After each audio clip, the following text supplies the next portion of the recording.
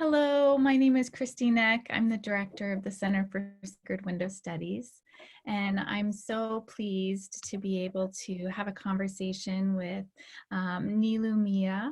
Nilo lives in San Francisco, California. She has a practice, a postpartum doula practice called Handheld Doula, and Nilo is one of the founding members of the Postpartum Care Collective Directory. Thank you so much for talking with me today. Thank you for having me. Of course. It's been so important to us to begin to share stories and begin to share perspectives of people who are in the field of conscious postpartum caregiving, and really to help others understand that, number one, this care is available, that people are out there who really care about this type of work and recognize how important it is. And two, to help caregivers feel like we're not alone out there. Sometimes it can feel a little isolated when we have our independent practices. But what's important to us is to help each other by having a sense of community, and knowing that there are others out there who are trying to do the same support in their own communities. Right. I would love to hear a little bit about how you were drawn to this work. Yeah, so I actually started off as a birth doula, and I became a birth doula almost 10 years ago. And I did that for, a long time. And then I actually got pregnant for the third time. And I noticed that I needed a lot of postpartum care. And there was nothing out there. And so I went to, my mom and my grandmother, and even with my first two pregnancies and after, they would tell me to do all these things, these traditional things that we would do in India. And I just kind of ignored them, like, oh, that's like back home stuff. Like, I'm not doing that. But then the third time around, I learned my lesson. And my grandmother really told me all these things that we would do in India. And I just sat with her and I asked her so many questions, and I met with friends whose mothers and grandmothers also held on to their traditional postpartum care. And I learned from them, and I really, took from everyone, and I started researching and doing the work and realized this is what we used to do as women. We used to come together after somebody had a baby, and we used to care for her. And not just care for the baby and, not just feeding and cleaning, but actually caring for her physically and making sure she is mentally and physically supported in her postpartum. But I realized there wasn't really anything out there, or I didn't know about it. And so I, decided I need to do this for other women. And so I kind of, put things together from everything I learned from everybody and from my own culture. And then I just got my bag and started going. That's so great. How do you feel like your experience as a professional in the field of, caring for people, from going from birth doula practice into postpartum care practice? Describe that difference. So, it actually kind of blended in really well because we're with the moms in their pregnancies. We know what their needs are in pregnancy. We're with them during labor and delivery. We know how the labor and delivery went. We know if they tore a lot, or if they had a lot of back pain, or if everything was great and fabulous. We know what their moods were. So then to just go right into their postpartum care, it wasn't like you had to take a whole health history in a way, so tell me how everything was. You already knew, you already had that connection with them, and you knew what their body needed without even having to ask them. So it just was a smooth transition. How, do you feel like, sort of the conscious postpartum care choices with, an Ayurvedic understanding, or sort of, your grandmother's, the way that she encouraged you to take care of yourself. Do you feel like this is something that your clients automatically embrace, or do you feel like there's a bit of education that has to go along with what you do? Yeah, for some of them, there definitely is a bit of education, especially in the beginning when I first started doing postpartum care and nobody really knew what it was.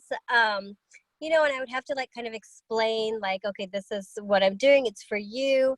And when I go there, because ideally it's like you want 40 days of rest and you want to like stay in your bed and just be resting and not doing housework or going out.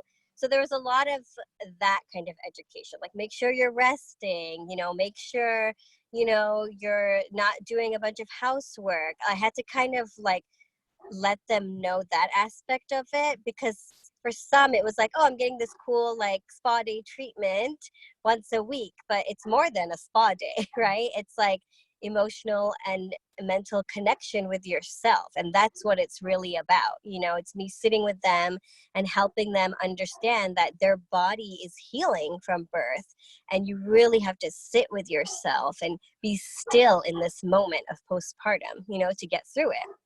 So it's a lot. I still have to do that. I still have to tell moms, just stay home, like just rest, like you'll get to go out eventually. So because it's so new, I feel like in the West, to stay home, a lot of us women here don't know how to do that.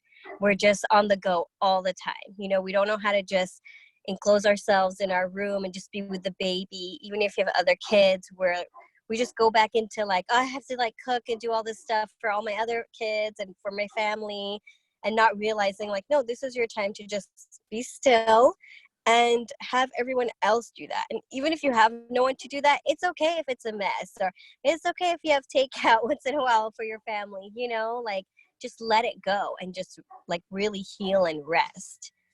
Yeah, that is a challenge. Even I would say, I also felt restless at times, even knowing what I know and being in the fields that I'm in, it still feel like a big shift of pace to have to just stop, Right.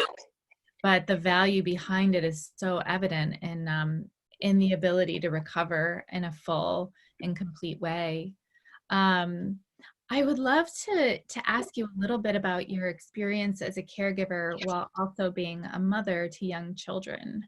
How do you balance that? So I have a lot of support. My husband is very supportive. I live close to my mom, so if I ever have to go to a birth, my mom's great. She'll watch the kids. My kids are older now. I have like an almost 14-year-old. So if I know there's a time where I have to leave and my husband's on his way, I'll just go ahead and leave and he'll come. That's for birth. For postpartum, I usually schedule them when I know my husband would be home.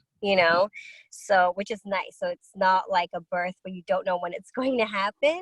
You can kind of schedule them according to your needs and mom's needs. I found that too. Postpartum care seems to work a little better for my schedule as a mom. I also really love about your practice that you have sort of a network of other caregivers that you tend to work with. How did you establish that? So one of my really good friends, Shannon, is a midwife, and she's also a lactation consultant. And she was my midwife also for my third. I had home birth. And when I was initially coming to this idea of like, there needs to be something, she was the one to be like, Milu, you need to do this. Like, postpartum moms need a service like this where someone comes to visit them weekly, because usually here you go to the next time you see somebody is at your 6-week appointment, right? You have your baby, you go home, and then you see someone at 6 weeks. So her being a midwife and having that knowledge of, women need more consistent care throughout the week postpartum really encouraged me and pushed me to go forth with this. She also knew that I was taking time off because I had just had my baby too. So she was kind of like, this is a great way to kind of get back into the field and get back to like, caregiving, but not having to leave your family and go to a birth. You can schedule it out. They're only a few hours long. And so you should really like do this. And that's how it started, like with her encouragement. And then, we kind of added her on as the lactation consultant, and I go to her a lot. Like if I have a client where something's going on, I'll get a lot of advice from her.